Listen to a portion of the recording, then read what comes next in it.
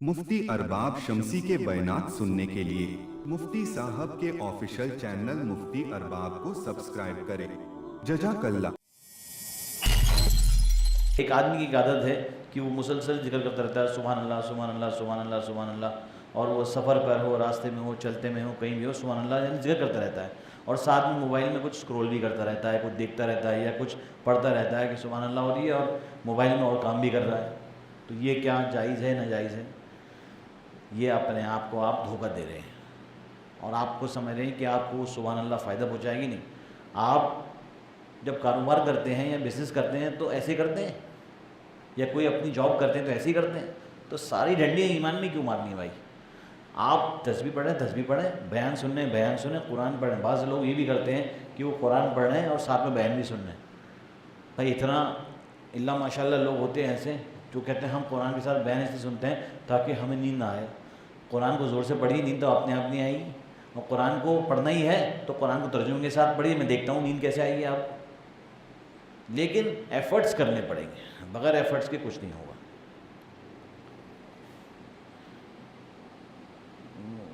हम घूमने के लिए, तफरीह के लिए जाते हैं और हम किराए की गाड़ी लेते हैं और हमारा जो ड्राइवर होता है वो हमारे ज़िम्मे में हमारे साथ जाता है और हमें पता है कि हमें ड्राइवर को क्या उसकी अलाउंस देना है और हमें हमारे ड्राइवर को क्या अलाउंस देना है। गाड़ी का अलाउंस अलग होता है, ड्राइवर का अलाउंस अलग होता है, हम वो दे देते हैं।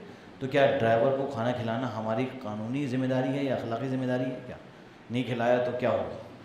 देखिए, ये आपकी अखलाकी ज़िम्मेदारी या कानूनी ज़िम्मेदारी की बात तो अलग है, या अगर आपको सहूलत हो तो खिला दें। इनका जो सवाल है वो ये है कि मैंने जो है कभी कभी खाना खिला दिया है तो मैंने सदक़े की रकम की नियत कर ली है, तो ये जायज़ है नाजायज़? पहली बात तो अगर वो एक आदमी ऐसा है जो मुसलमान है और आपको उसके माली हालात का पता है कि उसके माली हालात कमज़ोर हैं, तो उसको सदक़ा वाजिबा जो कि जिनको ज़कात लग सकती है उनको सदक़ा वाजिबा भी आप दे सकते हैं। लेकिन अगर कोई शख्स आपको पता है तो कि वो मज़बूत हालात का है, उसके ऊपर ज़कात वगैरह नहीं लगती है, तो आपको नफली सदक़ात में से उसकी, जिसे मसरफ़ खैर कहते हैं, उस मसरफ़ खैर से आप उसे खिला दें तो इंशाअल्लाह कोई हर्ज की बात नहीं है। पूछना ये था कि हदीस में आया है कि कामिल वज़ू करना चाहिए और कामिल वज़ू जब ही होगा जब मिसवाक पूरी हो, या नहीं, या बग़ैर मिसवाक के भी वज़ू कामिल हो जाएगा?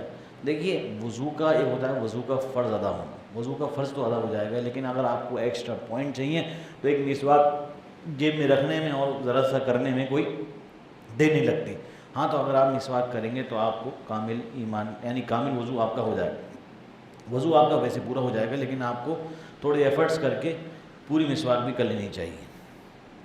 अस्सलाम वालेकुम, मेरा नाम असद है और मेरा दावत तबलीग से ताल्लुक़ है। 4 महीने भी मैंने लगाए हैं और अल्हम्दुलिल्लाह इस काम में जुड़ा हूँ। लोगों के साथ मेरा उठना बैठना है तो बहुत सारी बातें जो उनको मालूम नहीं होती मैं दीनी मसाइल उनको बताता रहता हूँ और कुछ किताबें जो हैं उनको पढ़कर सुनाता रहता हूँ, जैसे कि आसान नमाज, तालीमुल इस्लाम, उसवा रसूल।